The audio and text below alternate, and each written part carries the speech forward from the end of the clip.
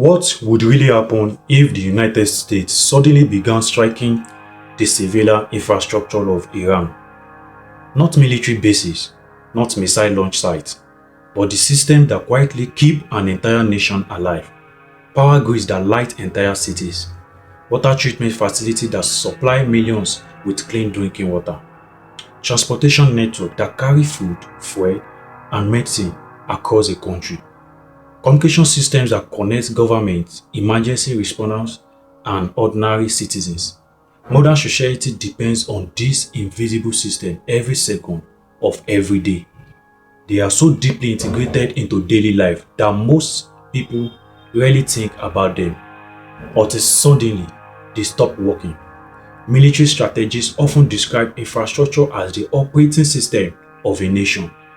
When that system fails, everything built on top of it begins to collapse. If a major military power were ever to launch a systematic campaign against infrastructure, analysts believe the consequences would unfold in stages. Some would appear almost immediately, others would take days or weeks to fully reveal themselves. But history suggests that once the process begins, it can set off a chain reaction that becomes extremely difficult to control. And in some cases, it has changed the course of wars entirely.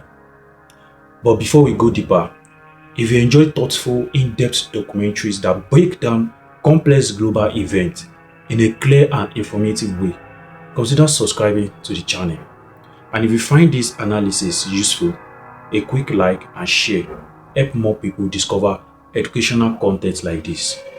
To understand how something like this could unfold, we have to examine the cascading consequences that follow when modern infrastructure becomes a battlefield.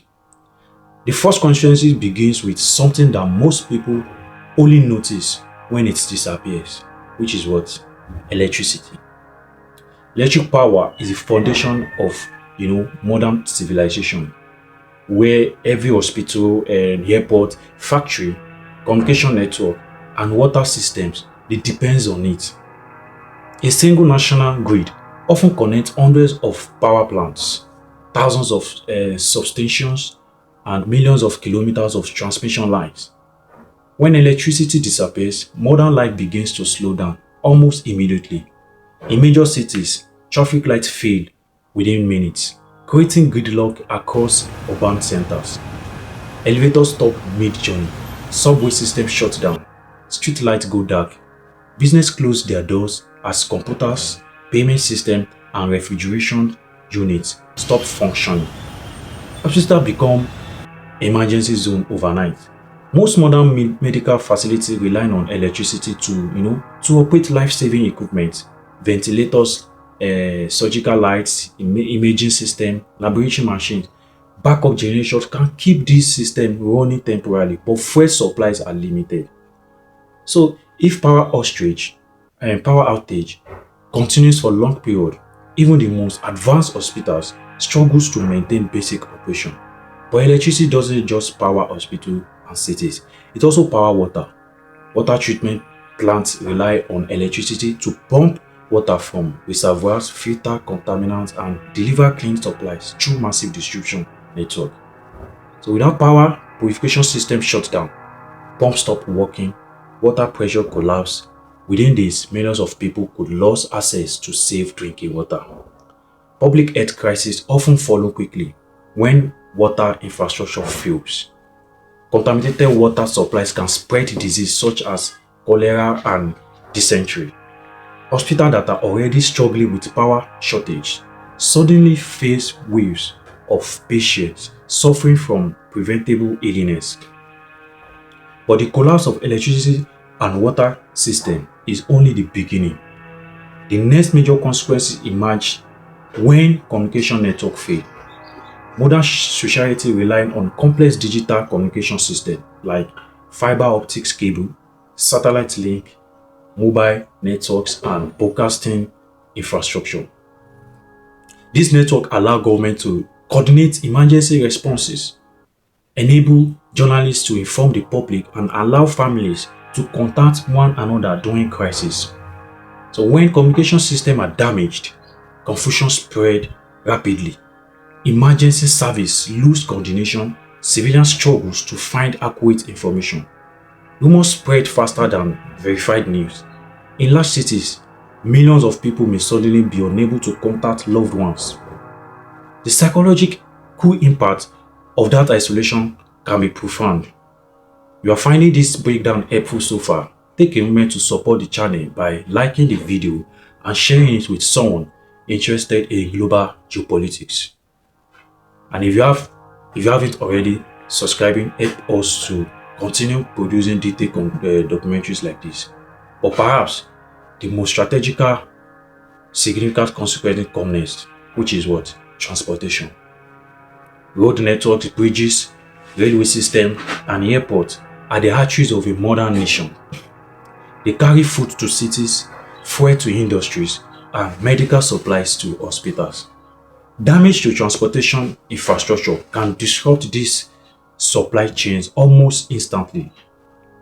Food deliveries stop arriving at supermarkets, fuel tankers cannot reach gas stations, medical shipments are delayed or stranded entirely. Within this, shortages begin appearing across urban centers. History has shown that supply chain disruption can create panic much faster than direct military threats. When supermarket shelves begin to empty, public anxiety escalates quickly. And once supply chains collapse, restoring them becomes extremely difficult. Even if some infrastructure survives the initial attacks, repairing complex systems during wartime requires skilled engineers, heavy machineries, and secure transportation routes, all of which may be unavailable. As this system begins to fail simultaneously, the economic consequences become unavoidable. Modern economies depend on stability, factories require electricity to operate, banks rely on digital networks to process transactions, financial markets depend on communication systems and secure data infrastructure.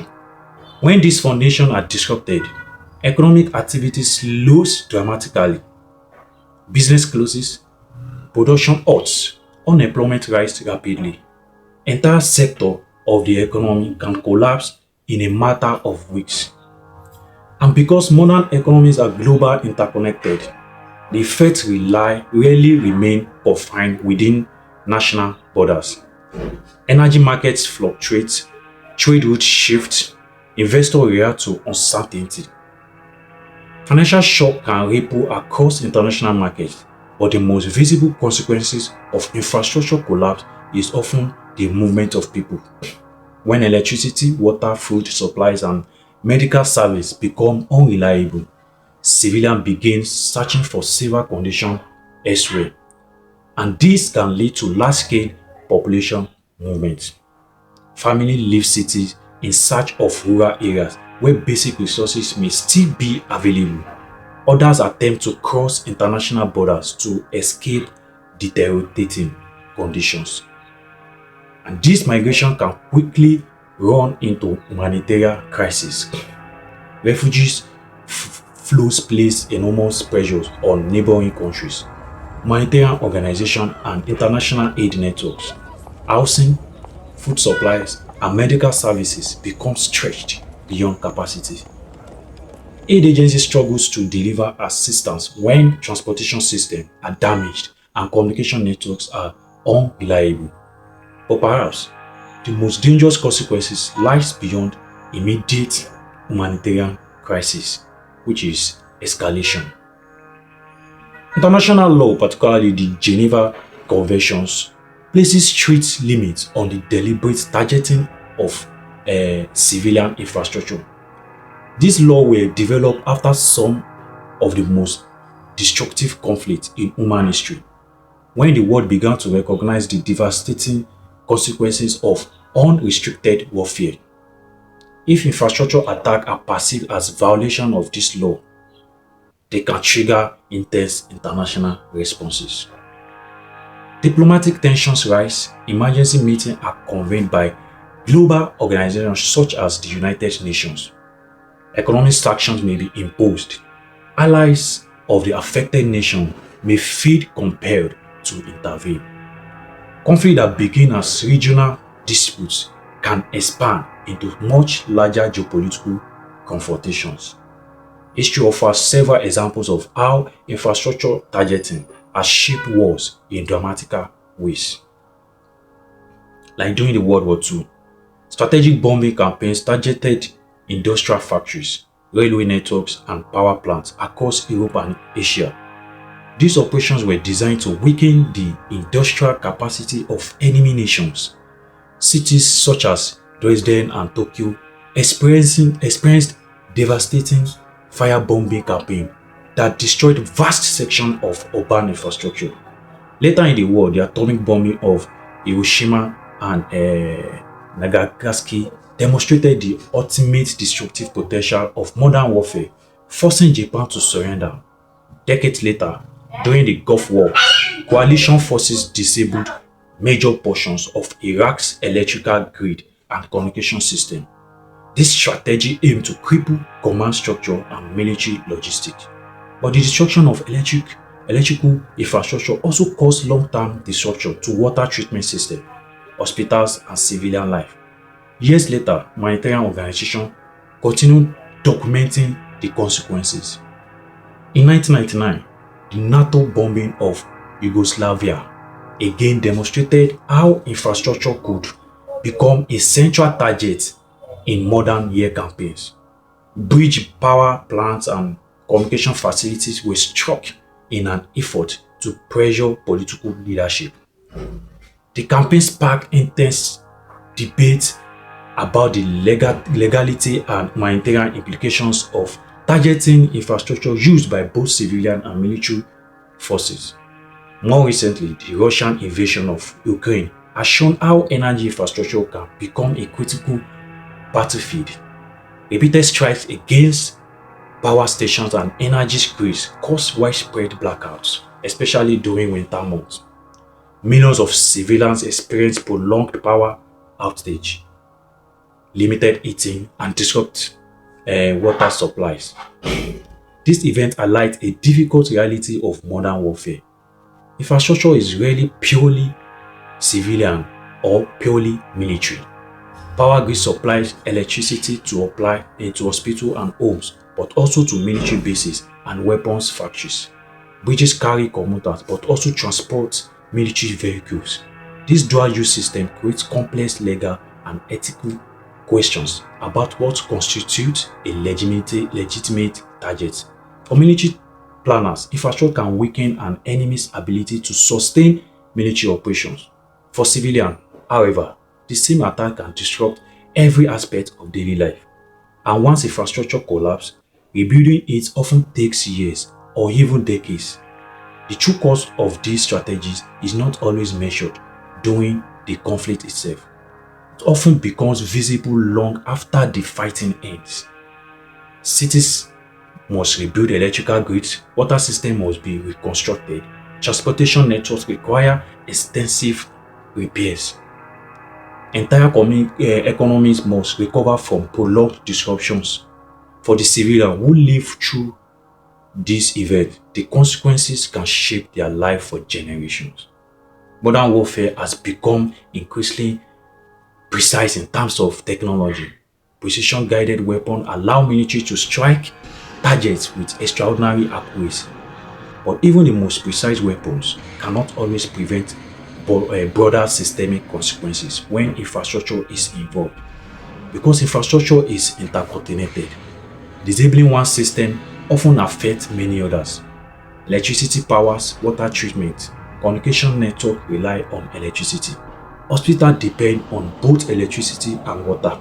Transportation networks deliver the fuel and powers backup generators. When one part fails, the effect rippled outward. And that is why infrastructure has become one of the most powerful and controversial strategic targets in modern warfare. It sits at the intersection of military strategy, international law, humanitarian concern, and geopolitical risk. So understanding its role reveals something important about the nature of modern conflict. Wars are no longer fought only on battlefield between armies. They increasingly affect the complex systems that sustain entire societies. And when those systems become targets, the consequences extend far beyond the battlefield itself. If this documentaries If this documentary has helped you better understanding the complex realities behind modern warfare and infrastructure targeting, consider supporting the channel by subscribing. Your likes and shares allow more viewers to discover educational content like this and help us to continue producing in-depth analysis.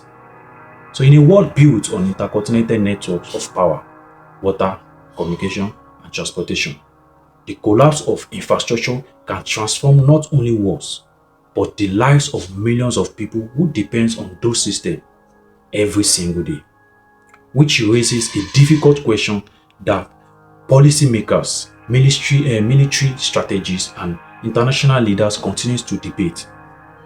In modern warfare, where technology allows unprecedented precisions and unprecedented destruction, where should a line be drawn? And what happens when that line disappears?